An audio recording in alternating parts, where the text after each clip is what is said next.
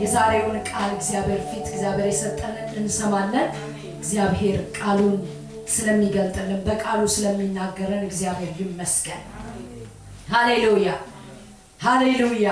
ጌታ ድንቅ ነው። አሜን። እግዚአብሔር ድንቅ ነው። ደስ ይላል። በቃ ይሄ ጌታ ልዩ ጌታ ነው። አሜን። ኢየሱስ ጌታ ነው። የምናመልከው ጌታ ልዩ ነው እና እንዳልኳችሁ ኢየሱስ ክርስቶስ ሰው ውስጥ ሲገባ የእግዚአብሔር ውለታ ሰውን ሲገባው ዝም ማለት አይችልም። አሜን። ማንም ቆስቋሽ ሳይፈልግ የማንንም በቃ ገዛና አምልክ ሳይባል ራሱ ያመልካል። አሜን። ኢየሱስ ያድናል። ዛሬ የምናየው ክፍል ማቴዎስ 8 ከ1 ጀምሮ እስከ 4፣ ሉቃስ 5 12 16፣ ማርቆስ 1 ከ40 እስከ 45 ያሉትን ክፍሎች ይሄን ክፍል እናያለን። ቃሉን እናነብና ወደ እግዚአብሔር ሐሳብ እንሄዳለን። መጽሐፍ ቅዱስ ነው ታሜ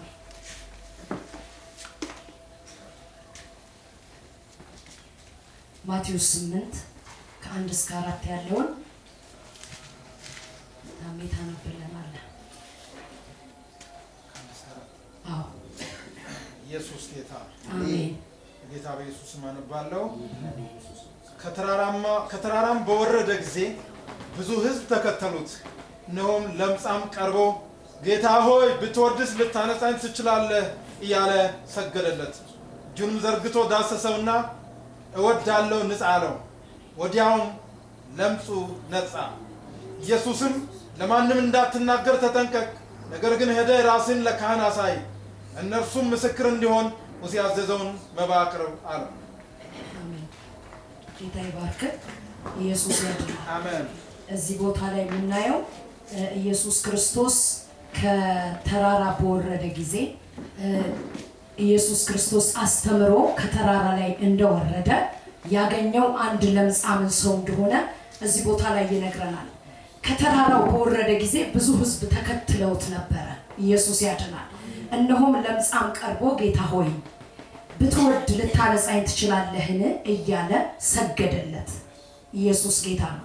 እጁንም ዘርግቶ ኢየሱስ ክርስቶስ እወዳለሁ ንጻ አለው። ወዲያውም ለምጹ ነጻ። ኢየሱስም ለማንም እንዳትነግር ተጠንቀቅ፣ ነገር ግን ሄደህ ራስን ለካህን አሳይ፣ ለእነርሱ ምስክር እንዲሆን ሙሴ ያዘዘውን መባ አቅርብ አለው። ጌታ ስሙ ይባረክ። ሉቃስ ላይም 5 ከ12 እስከ 16 ያለው ይህንኑ ክፍል ነው የሚናገረው። ማርቆስ 1 ከ40 እስከ 45 ያለውም ክፍል ይህንኑ ለምጻም ሰውዬ ነው የሚያሳየን። እዚህ ጋር እንግዲህ የለምጽ መንጻትን ነው የሚነግረን የእግዚአብሔር ቃል። ለምጻም ለዚህ ቃል የገባው የግሪኩ አቻ የተለያዩ የቆዳ በሽታዎችን ያመለክታል። ዘሌዋውያን 13-14 ላይ ያለውን ክፍል ሄዳችሁ ስታነቡ የለምጽ የቆዳ በሽታ እዚህ ቦታ ላይ የተለያየ ትርጉም እንዳለው ያሳየናል። እና ይሄ የተለያየ በሽታ የቆዳ በሽታ ራሱ በአብዛኛው የምናገኘው ዘኍልቍ 5:2 ላይ እናገኛለን። ዘሌዋውያን 13 ቁጥር 14 ላይ አለ። ሌላ ዘኍልቍ 5:2 ላይ የጥንት ሰዎች ስለ ተላላፊ በሽታ የሚናገሩት አንዳንድ ነገር አለ። ምንድነው? ይሄም የተላላፊ በሽታ ዝም ብሎ የሚመጣ ወይም ደግሞ የተለያየ ትርጉም እንዳለው ሰዎች ቢናገሩም ይሄ ግን ትክክለኛ ትርጉም አይደለም። ሰዎች የሚናገሩት ትርጉም የለምጽ በሽታ የቆዳ በሽታ ከተለያየ ነገር ይመጣል፣ ከኃጢአት ይመጣል፣ ከተለያየ ነገር ይመጣል፣ ከእርግማን ይመጣል ብለው ሰዎች መላምት ያቀርባሉ። ግን ይሄንኛው ትክክለኛ ንግግር ትርጉም አይደለም። ትክክለኛ ትርጉሙ ግን ምንድነው? በዚህ ክፍል ስናይ ሊጠይቅ ምን ይቅርታ፣ በዕብራይስጡ ቃል የቆዳ በሽታ ሻጋታ ተብሎ ሊተረጎም ይችላል። ሻጋታ ለምሳሌ ቆርቆር፣ ፎሮፎር እነዚህ የሚወጡ ቆዳ ላይ ያሉ በሽታዎች ሻጋታ ተብለው እንደሚጠሩ ነው። የሚገለጥባቸውም ሻጋታ የሚለው ምልክቱ ምንድነው? የእርኩሰት ምልክትን የሚገልጥባቸው መሆናቸውን ያሳያል። ይሄ ሻጋታ የሚለው ትርጉሙ የእርኩሰት ምልክትን እንደሚያሳይ ይገልጣል። ኤንአይቪ ላይ ይሄንን እናገኛለን። የቆዳ በሽታ የተዘረዘሩት ምልክቶች በፍጥነት የመለዋወጥ ሁኔታ በበሽታው በፍጥነት ይለዋወጣሉ። በቆዳ ላይ ያሉ በሽታዎች በፍጥነት ይቀያየራሉ። ዛሬ ስለ ቆዳ በሽታ ልነግራችሁ ሳይሆን ቀጥሎ ያለው ትርጉም የግድ ይህንን ማወቅ ስላለብን ነው የምነግራችሁ። እና የቆዳ በሽታ ግን አንድ አይነት ብቻ አይደለም፣ ይለዋወጣል፣ ይቀያየራል። የቆዳ በሽታዎች የተዘረዘሩት ምልክቶች በፍጥነቱ እንደሚለዋወጥ ነው፣ በፍጥነት እንደሚቀያየር። በሽታውን በዚህ ብቻ የሚወሰን አይደለም። በየአይነታቸው ብዙ በመሆኑ በቆዳ ላይ ድንገተኛ ችፍ የሚሉትንም ያጠቃልላል። ተላላፊ የቆዳ በሽታዎች ተብሎ ከዕብራይስጡ የተተረጎመው ቃል ግን ሻጋታ በማለት ነው። ከእስራኤል ድንኳን ከሚኖሩበት ሰፈር ከመገናኛው ድንኳን አካባቢ በስርዓቱ መሰረት ንጹህ ያልሆኑ ወይም ንጹህ ያልሆነ ሰው ወደ ቤተ መቅደስ አካባቢ እንዲጠጋ እንኳን አይፈቀድለትም። ይሄ የቆዳ በሽታ ያለበት ሰው በብሉይ ኪዳን ዘመን በእስራኤል ድንኳን በአደባባዮቹ በፍጹም እንዲህ አይነት ሰው መቅረብ አይችልም። ከሰፈር ውጪ ነው የሚሄደው። ከሰፈር ውጪ ርቆ ለብቻው እንዲቀመጥ ያደርጉታል። ከሰው ርቆ ከሰው ተለይቶ ነበር የሚቀመጠው የቆዳ በሽታ ያለበት ሰው። ለምን? ወደ ጉባኤው እንዲቀላቀል አይፈለግም። ከተቀላቀለ ተላላፊ በሽታ ነው። ስለዚህ ከህዝቡ ጋር እንዲቀላቀል አይፈለግም። ስለዚህ ከሰፈር አርቀው፣ ከድንኳን አርቀው፣ ከመገናኛው ድንኳን አርቀውት ነበር የሚያስቀምጡት። እና ይህ ከሌሎች ጋር እንዳይቀላቀል ታስቦ የተደረገ ነው። እግዚአብሔር በተለየ መንገድ በመገናኛው ድንኳን ብቻ ሳይሆን በሰፈር ውስጥም ነበረ። እግዚአብሔር ባለበት እነዚህ ለምጻም ሰዎች፣ እነዚህ የቆዳ በሽታ ያለባቸው ሰዎች በድንኳን አይገኙም፣ በሰፈርም አይገኙም። እግዚአብሔር በዛ ዘመን በድንኳን ብቻ አልነበረም የሚገኘው፣ በየሰፈሩ እግዚአብሔር ይገኛል። ስለዚህ እግዚአብሔር ባለበት ቦታ ደግሞ ይሄ ተላላፊ በሽታ ያለባቸው ሰዎች፣ የቅድስና ችግር ያለባቸው ሰዎች በዛ ጉባኤ አይገኙም ነበር። ከሰፈሩ ርቀው ነበር የሚቀመጡት። ያርቋቸዋል። ካህናቶች እነሱን አርቀው ያስቀምጣሉ። ለምን? ተላላፊ በሽታ ነው። ኢየሱስ ጌታ ነው። እና ዘጸአት 23:14 ላይ በዚህ ምክንያት ንጹህ ያልሆኑ ሰዎች በሰፈር ውስጥ እንዲገኙ አይፈቀድላቸውም። ይሄ ዘጸአት 23:14 ላይ እነዚህ ሰዎች በፍጹም በዚህ ጉባኤ ቤታችሁ ገብታችሁ ዘሌዋውያን 13ን 14ን አንብቡ፣ ዘኍልቍ 5:12ን እንዲሁም ደግሞ ዘጸአት 23:14 ላይ በደንብ ታገኙታላችሁ። ክፍሉ ዘርዘር አድርጎ ያወራል። ይሄ እንግዲህ የብሉይ ኪዳን ዘመን ታሪክ ነው። በብሉይ ኪዳን የነበረ በብሉይ ኪዳን ውስጥ በእንደዚህ አይነት በሽታ የተያዘ ሰው ወደ ጉባኤ መግባት አይችልም። ለምጽ ያለበት፣ ፎሮፎር ያለበት፣ የቆዳ በሽታ ያለበት፣ ተላላፊ የሆነ በሽታ ያለበት ሰው ፈጽሞ ወደ ጉባኤ አይመጣም፣ ወደ ጉባኤ አይገኝም። እና ኢየሱስ ክርስቶስ እዚህ ማቴዎስ 8 ላይ የምናገኘው ጌታ ኢየሱስ ክርስቶስ አስተምሮ ከወረደ ከተራራው ላይ አስተምሮ እንደወረደ ብዙ ሰዎች ይከተሉት ነበር። በጣም በብዙ ሺህ የሚቆጠሩ ሰዎች ይከተሉት ነበር። ከነዚህ ሰዎች መካከል ለምጻሙ ሰውዬ አብሯቸው ነበር። ኢየሱስ ክርስቶስ ጋር ቀርቦ ጌታ ሆይ ከለምጼ ልታነጻኝ ትችላለህ ወይ? ምክንያቱም ሰውየው የሚያውቀው የብሉይ ኪዳንን ሕግ ነው። በጉባኤ መካከል መገኘቱ ለራሱ በጣም ኢየሱስ ክርስቶስ ስለመጣ ነው። በዛ ሕዝብ መካከል የሰውዬ የተገኘው ኢየሱስ ክርስቶስ ስለሆነ ነው። ይሄ ሰውዬ በዚህ ሕዝብ መካከል ተቀላቅሎ ኢየሱስ ክርስቶስን ፈውስ የመጠየቅ እድል ያገኘው። ኢየሱስ ክርስቶስ ለተቸገሩት፣ ለታመሙት፣ ለተገለሉት፣ ሰው ላራቃቸው ለነሱ ሰዎች ኢየሱስ ክርስቶስ ስለመጣ አሜን። ጌታ ሆይ አለ ቀርቦ። ከተራራው በወረደ ጊዜ ብዙ ሕዝብ ተከተሉት። እነሆም ለምጻሙ ቀርቦ ጌታ ሆይ ብትወድስ ልታነጻኝ ትችላለህ እያለ ሰገደለት። ሰግዶን የጠየቀው ምክንያቱም ይሄ እሱ ላይ ያለ ለምጽ ከሰው እንደሚያርቀው ከሰው አርቆት እንደነበረ ያውቃል። ከሰው እንደማይቀላቅለው ያውቃል። ስለዚህ ጌታ ሆይ ልታነጻኝ ትችላለህን ብሎ ሰገደለት። ኢየሱስ ክርስቶስ ለሰው ልጆች የሚራራ አምላክ ነው። አሜን። በብሉይ ኪዳን ዘመን ቅድም ባነበብኩላችሁ በዛ በብሉይ ኪዳን ዘመን ቢሆን ዛሬ ቆሮቆር ፎሮፎር ያለበት ፎሮፎር የሌለበት ሰው የለም። ማንም ሰው ወደ ጉባኤ ወደ ድንኳን መግባት አይችልም ነበር። ኢየሱስ ክርስቶስ መጥቶ ነው እኔና እናንተ በነፃነት እግዚአብሔርን እንድናመልክ ይሆን። አሜን። ክብር ለኢየሱስ ይሁን። ኢየሱስ ክርስቶስ የተገለሉትን የተገፉትን ሰዎች ወደ ራሱ የሚያቀርብ አምላክ ነው። ሃሌሉያ። እኛም ማን ያቀርበን ነበር? ማን ያስጠጋን ነበር? ኢየሱስ ክርስቶስ እኮ ስለመጣ ነው። ይሄ ሰውዬ በሰዎች መካከል ሄዶ ያለበትን ለምጽ ለጌታ ለኢየሱስ አሳይቶ ከዚህ ለምጽ ልታነጻኝ ትወዳለህ ጌታ ሆይ ሲል ኢየሱስ አልጨከነበትም፣ ራራለት። እጁን ዘርግቶ ዳሰሰው። እወዳለሁ ንጻ አለው። አሜን።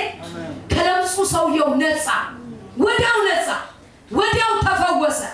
ወዲያው ኢየሱስ ክርስቶስ እርሱ ላይ ያለውን ለምጽ አራገፈለት።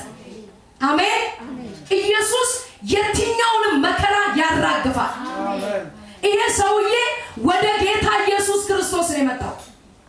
ኢየሱስ ክርስቶስ ጋር ሰው መጥቶ ኢየሱስን ፈልጎ ጌታ ሆይ ማረኝ፣ አድነኝ ለሚለው ሰው ኢየሱስ ክርስቶስ ይራራል። አሜን። ራራለት ለዚህ ለምጻም ሰው እጆቹን ዘርግቶ ዳሰሰው። ኢየሱስ ክርስቶስ የለምጻሙን ሰውዬ ፈወሰው። አሜን። እወዳለሁ አለ ኢየሱስ። ከየትኛው መከራ ነፃ እንድንሆን ይወዳል። አሜን። የመጣው ካለብን ለምጽ ካለብን የኃጢአት ለምጽ ነው እኛን ያዳነ። ኃጢአታችን በእግዚአብሔር ፊት የሚያቆም ማንነት አልነበረ። ኢየሱስ ክርስቶስ የመጣልን ያ በሰውም በእግዚአብሔር ጉባኤ የማያቆመንን ኃጢአት እርሱን ነው ኢየሱስ ክርስቶስ በሞቱ ድል አድርጎ ኢየሱስ ክርስቶስ እኛን የታደገን። አሜን። ጌታ ስሙ ይባረክ። ይሄ ሰውዬ እኔ በጣም ነው የገረመኝ። ይሄ ሰው ለምጹ እሱ ላይ እያለ ክልክል እንደሆነ በጉባኤ መገኘት እያወቀ ግን አንድ ነገር ተረድቷል። ይሄ ሰው ኢየሱስ ክርስቶስ ለሰዎች እንደመጣ ለሰዎች ችግር የሚደርስ የሚፈውስ አምላክ እንደሆነ ተረድቷል። ሰገደለት ይላል። አሜን። ሰገደለት። ኢየሱስ ክርስቶስ ፊት ወገኖቼ የምናደርገውን የትኛውንም እግዚአብሔርን በአክብሮት እግዚአብሔርን በመውደድ ለእግዚአብሔር በመገዛት እግዚአብሔር ፊት የምንጠይቀውን ጥያቄ እግዚአብሔር አምላክ ይመልሳል። አሜን። በተለይ ይሄ በጣም ወሳኝ የሆኑ መልሶች አሉ። አንዳንዴ ሰው ሲታመም በጭንቅ መካከል ሲሆን ጌታ ሆይ ድረስልኝ ስንለው ወዲያው መጥቶ ያድነናል። አሜን። ኢየሱስ ጌታ ነው። አሜን። ይሄ ብቻ አይደለም። ኢየሱስ ክርስቶስ ብዙ ሰዎችን በአዲስ ኪዳን ኢየሱስ የመጣው ለታመሙት ሰዎች ነው፣ ለተቸገሩት ሰዎች ነው፣ ሰው ላራቃቸው። አሁን እነዚህ ከድንኳን ውጪ የሚኖሩ ሰዎች አስቡት፣ ኢየሱስ ባይመጣ ከሰፈር ውጪ ለብቻቸው ተገለው አሁንም አለ የሆኑ ቦታዎች ላይ ከተወሰኑ ዓመታት ወደዚህ ነው እንጂ የቀረው ከሰው መካከል የማይቀላቀሉ ሰዎች እንዳሉ እኔ በታሪክ አውቃለሁ። የተለያየ ስም ተሰጥቷቸው ኢየሱስ ክርስቶስ ግን ለነሱም ሰዎች ነው የሞተው። አሜን። ጌታ ስሙ ይባላል። ኢየሱስ እዚህ ቦታ ላይ እጁን ዘርግቶ ዳሰሰውና አወዳለው ንጻ ነው፣ ወዲያውም ለምጾ ነጻ። ኢየሱስም ለማንም እንዳትናገር ተጠንቀቅ፣ ነገር ግን ሄደ ራስህን ለካህን አሳይ። ኢየሱስ ጌታ። ለምንድን ነው የከለከለው? ኢየሱስ ለምንድን ነው እንዳትናገር ያለው? ኢየሱስ ክርስቶስ ራስህን ለካህን አሳይ። ኢየሱስ እንደዚህ ዘመን አገልጋዮች ራሱን የሚገልጥ አልነበረ። እኔ ነኝ የሰራሁት። ኢየሱስ ክርስቶስ ገና ብዙ ሊሰራቸው ያሉ ነገሮች ስላሉ ኢየሱስ ክርስቶስ ከፊት የሚጠብቀው የቀራንዮ መንገድ የቀራንዮ ጉዞ ስላለ ኢየሱስ ክርስቶስ የመጣበት ዓላማ ስላለ ኢየሱስ ክርስቶስ ገና ሞት ስለሚጠብቀው ኢየሱስ ከዛ ሞት ትንሣኤ ስለሚጠብቀው ኢየሱስ ያድናል። ይሄን ለማንም እንዳትነግር ያለው ኢየሱስ ክርስቶስ ከፊቱ ያለው ዓላማ ስለነበረ ይሄ እንዳይደናቀፍ ኢየሱስ ያድናል። ገና ብዙ ስራ ሊሰራላ ኢየሱስ ክርስቶስ ገና ወደ ሞት እየሄደ ነው። ይሄንን በሚናገርበት ሰዓት ጌታ ኢየሱስ ገና ከፊቱ ሞት ይጠብቀው ነበር። ኢየሱስ ክርስቶስ የቀራንዮ ጉዞ ይጠብቀው ነበር፣ ያ መደናቀፍ ስለሌለበት እና ግን ሄደ ራስን ለካህን አሳይ። ካህናቶች አሉ፣ እነሱ ማየት አለባቸው፣ ለነሱ መስክር። እኔ አምላክ እንደሆንኩ ይወቁ፣ እኔ አዳኝ እንደሆንኩ ይወቁ። ኢየሱስ ጌታ ነው። ካህናቶች በጣም የዛን ዘመን ያሉ የፈሪሳውያን ራሳቸውን የሚያገዝፉ እኛንን አዋቂ የሚሉ እኛንን ሁሉን ቻይ የሚሉ ስለነበሩ ለነሱ ሄደ ራስን አሳይ። ሃሌሉያ። ለምጽን የሚያነጻ አምላክ እንዳለ ይወቁ። ሃሌሉያ። ኢየሱስ ብቻ ነበር ለምጽን ማንጻት የሚችል። ኢየሱስ ክርስቶስ ብቻ ነው ለሰው ልጆች በተለያየ ችግር ውስጥ ላሉ መፍትሄ መስጠት የሚችለው በዛ ዘመን። አሁንም ኢየሱስ ጌታ ነው። መፍትሄ ያለው ኢየሱስ ጋር ብቻ ነው። ሰዎች ጋር መፍትሄ የለም። በዛ ዘመን ያሉ ካህናቶች ነበሩ፣ በድንኳን ውስጥ በህዝቡ ፊት ቆመው በህዝቡና በእግዚአብሔር መካከል ወደ እግዚአብሔር መስዋዕትን የሚያሳርጉ ካህናቶች ነበሩ። እነሱ ግን ይህንን ለምጽ ማንጻት አይችሉም። ኢየሱስ ያድናል። ማንጻት ቢችሉማ ኖሮ እነሱ አንጽተውት ከህዝቡ ጋር አብሮ ያመልክ ነበር። ከህዝቡ ጋር የመቀላቀል እድል አልነበራቸው ካህናቶቹ እያሉ። ኢየሱስ ያድናል። ኢየሱስ ያድናል። የኛ ጌታ እርሱ ፈዋሽ ነው። ኢየሱስ ፈዋሽ ነው። ዛሬ የምነግራችሁ ኢየሱስ ክርስቶስ ለየትኛው ችግራችሁ ለየትኛው ጥያቄያችሁ ኢየሱስ መፍትሄ ነው። ኢየሱስ መልስ ነው። ኢየሱስ ነው መልስ። በጣም ያመሃል፣ በጣም እየተቸገርክ ነው፣ ወደ ኢየሱስ ና።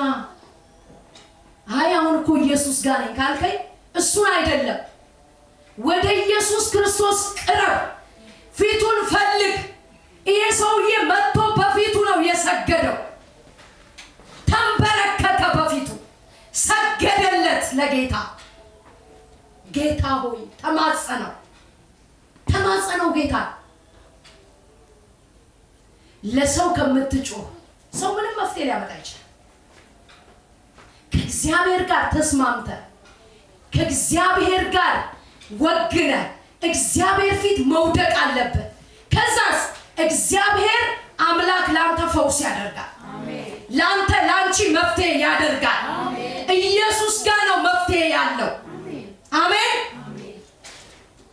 ይሄ ሰውዬ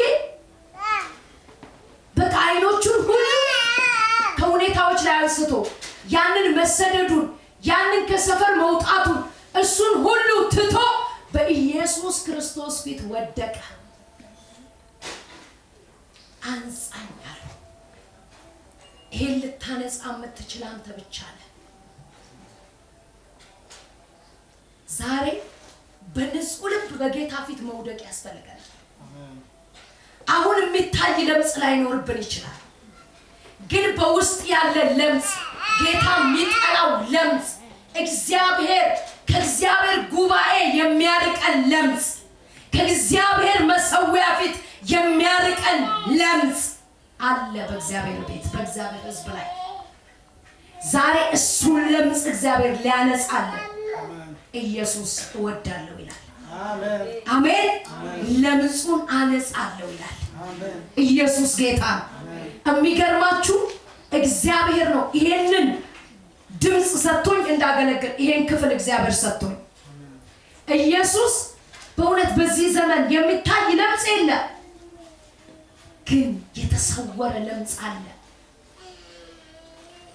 ኃጢአት ነው። ለምጽ ማለት ትርጉሙ ኃጢአት ነው። የቅድስና ማጣት ችግር ነው። የእግዚአብሔር ሕዝብ ትላንት እግዚአብሔር ሲናገረን ነበር። በመገፋፋት በመተቻቸት ሕዝብ እየተበላላ ያለበት ይሄ እኮ ለምጽ ነው። ለምጽ ነው። እግዚአብሔር ከኛ ላይ ያስወግደው። አሜን። እግዚአብሔር ያስወግድልን።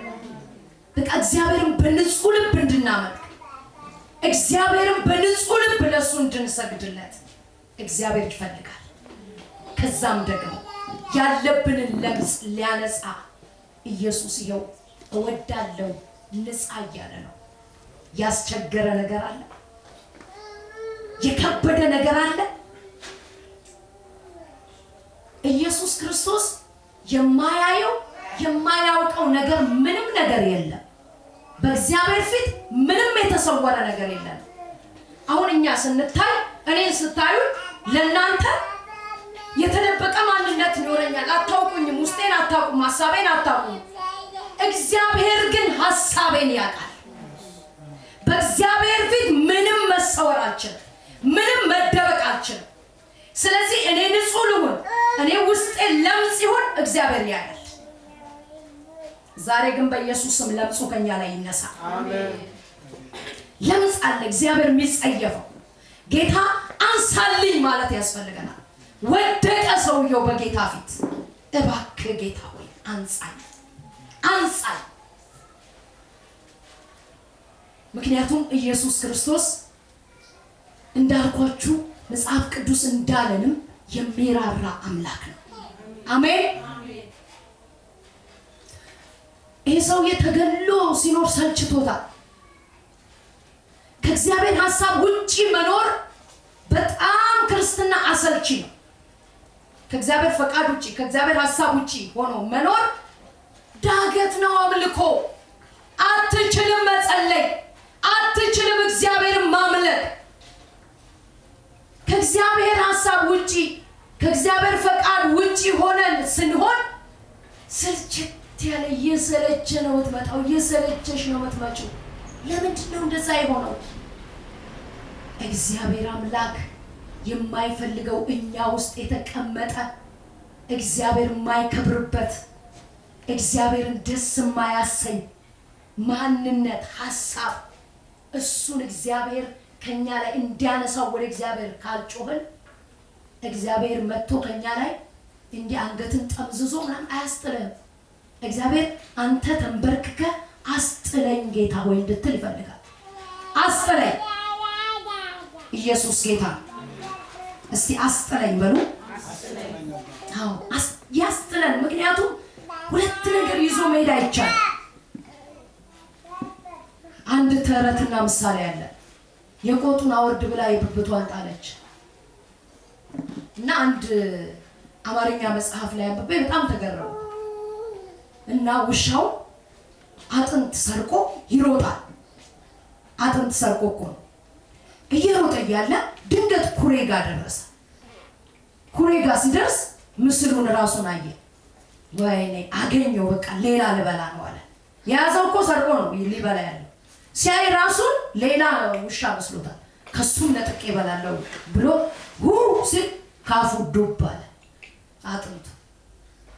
ከዛስ ወየው እበላለሁ ብዬ አተርፍ ባያ ጉዳይ። ከዛ ሄደና ለጓደኛው እኔ እኮ እንደዚህ አግኝቼ ነበር ስጋ አጥንት። ልክ መጥቼው ኩሬው ጋር ስደርስ ልክ እንዲህ ሳይ ሌላ የያዘ አይቼ ነበር። ግን ይገርምሃል ልክ ያንን ልቀበል ስጮህ አፌ ላይ ያለው ወደቀ።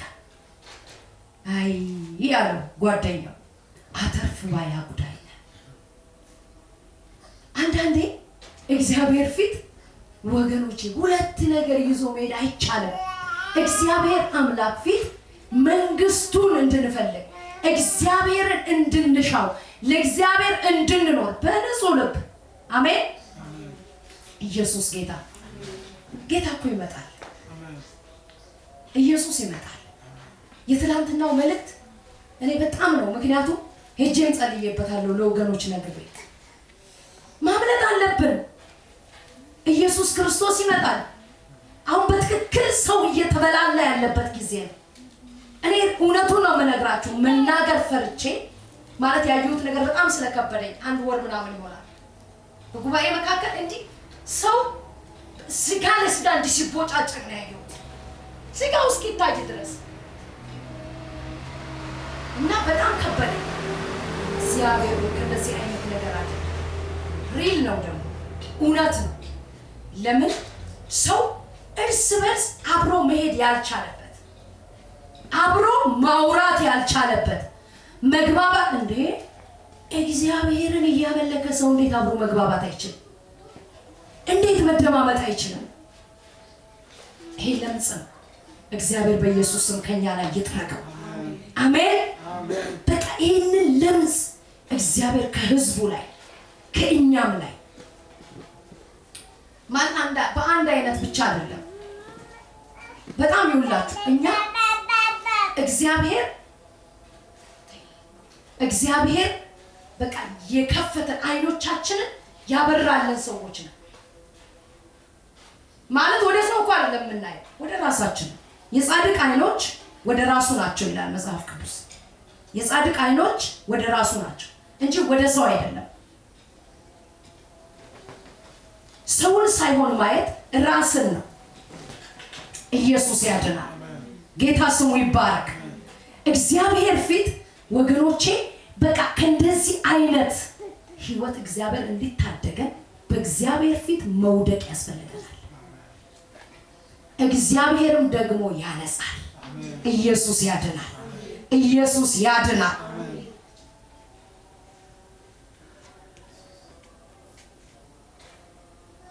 እና ለ38 ዓመት በአልጋ ላይ በዛች በሴሊዮም በመጠመቂያው ወንዝ ዳር ተቀምጦ የነበረውን ሰውዬ ታስታውሱታላችሁ። ዮሐንስ ወንጌል ምዕራፍ 5 ላይ ይሄ ሰውዬ ለ38 ዓመት ነበር እዛ ቦታ ላይ የተኛው። ግማሹን እድሜ እዛው ጨርሶታል። እና ይሄ ሰውዬ ውሃው በአመት አንዴ ነው የሚናወጠው። ውሃው በተናወጠ በአመት አንዴ ሰዎች ሰው ያላቸው ሰዎች እያነሷቸው ውሃ ውስጥ ይከቷቸዋል። ከዛ ለምጻቸው ከዛ ደዌያቸው ካለባቸው በሽታ ሁሉ ተፈውሰው ይወጣሉ። ይሄ ሰውዬ ግን ምን እያለ ነው የኖረው? ለ38 ዓመት ሰው የለኝም። ኢየሱስ ጌታ ነው። ሰው የለኝም፣ ማንም እኔን ሊረዳኝ የሚችል የለም ብሎ ሰውየው ተስፋ ቆርጦ ያለ ሰው ነበረ። ኢየሱስ ክርስቶስ ግን ይሄ ሰውዬ ሰው የለኝም ማለቱን አውቆ ለ38 ዓመት እዛ እንዳለ አውቆ ሰው የለኝም እያለ ያቃል ሰው የለኝም እያለ እንዳለ ኢየሱስ ግን መጣለት። አሜን። መጣ ጌታ ኢየሱስ ለዚህ ሰውዬ ነው የመጣው። ምክንያቱም እድሜውን ግማሹን እድሜ እዛ ቦታ ላይ ጨርሶታል። ለዚህ ሰውዬ ኢየሱስ ደረሰለት። ኢየሱስ ዛሬ በቃ ሰው የለኝም ባልንበት ጉዳይ ኢየሱስ ይደርሳል። ኢየሱስ ይመጣል። በቃ ሰውየውን ሰው የለኝም ማለቱን ጌታ ያውቃል። ይሄን ሐሳቡን በደንብ ያውቃል ጌታ። እና ግን መጣለት። ኢየሱስ ይራራል። አሜን። ኢየሱስ ይራራል። መጥቶ እንዲህ አለው፣ ልትድን ትወዳለህ ወይ አለ። ኢየሱስም ሰውየው ምን እንዳለ ታውቃላችሁ? ለኢየሱስ እኔማ ሰው የለኝም ነበር መልሱ። ሰው የለኝም ብሎ ታሪኩን ነገረው። እኔ ይኸውልህ እዚህ ጋር ለ38 ዓመት ኢየሱስ አልመሰለውም። ምክንያቱም ኢየሱስ በሰው አምሳል ተገልጦ ስለመጣ የሆነ ሰው የሚያናግረው መሰለው። ግን ኢየሱስ የዘላለም መፍትሄ ሊሆንለት መጣ። ኢየሱስ የዘላለም እረፍት ሊሰጠው መጣ። ኢየሱስ በእውነት ለኛ የዘላለም መፍትሄ ሊሰጠን ኢየሱስ መጥቶልናል። ይሄ ጌታ መፍትሄያችን ነው። አሜን። ኢየሱስ መፍትሄያችን ነው። ከሰው መፍትሄ አይገኝም። በተለያየ ችግር ውስጥ አላችሁ፣ ወደ ማንም አይናችሁን አታንሱ። መጀመሪያ ከጌታ ከእግዚአብሔር ጋር ተስማሙ። እግዚአብሔር ፊት ውደቁ። እግዚአብሔር ነው መፍትሄ የሚሰጥ። ካመመህ ኢየሱስን ጥራ። ኢየሱስ ይፈውሳል። ኢየሱስ ይፈውስሻል። ይሄን ሰው እንዲህ አለ፣ እንግዲያው አለ አሁን ይበቃል። ለ38 ዓመት በዚህ ቦታ ላይ ተኝተሃል። ግማሹ ዕድሜ አልቋል። አሁን ግን ይበቃል። አልጋህን ተሸክመህ በሰላም ሂድ አለው። አልጋውን ተሸክሞ እየዘለለ ሄደ። ሃሌሉያ! ኢየሱስ መፍትሄ ነው። አሜን።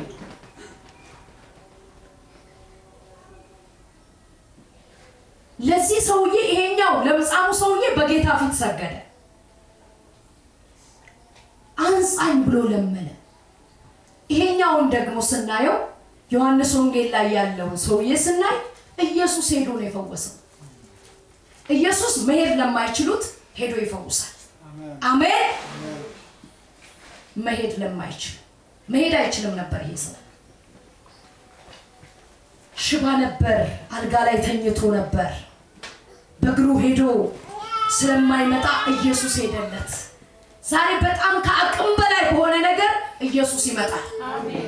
በጣም በቃ አልችልም፣ ከአቅሜ በላይ ነው ይሄ ጌታ ሆይ ስትል ኢየሱስ ይመጣል። ሃሌሉያ! ኢየሱስ ይመጣል። መፍትሄ ነው እግዚአብሔር፣ መፍትሄ ነው ኢየሱስ። ሃሌሉያ! ዛሬ በየትኛውም ጉዳያችሁ ወደ ሰው አትጩሁ። ሰዎች ጮታችሁን ሰምተው ወዮ እንዲህ አለችኝ ምን ላድርግ፣ አቅም ቢኖረኝ ኖሮ እረዳታለሁ፣ ወይ ደግሞ ጊዜያዊ መፍትሄ ብለው የሚያስቡትን ነገር ሊያደርጉ ይችላል። ወደ እግዚአብሔር ግን ከጮክ የዘላለም መፍትሄ ነው የሚሰጥ። ኢየሱስ ያድናል። ኢየሱስ ያድናል። ማታ አንድ ሰው ሲመሰክርልኝ ነበር። የጸለይንና ከመጸለያችን በፊት መሰከረልኝ። የሚገርም ነው አለ። ኢየሱስ እኔ ወደ ውስጤ ገባ አለ። በጣም ደስ አለ። እንዴት ስለው እኔ አሁን አለ ወደ ማንም አይኔን አላነሳም። ከሰው ላይ አንስቻለሁ። በሰው መያዝ አቁሜያለሁ። ሰውን ማየት ትቻለሁ አለ። ሃሌሉያ! በጣም ደስ አለ።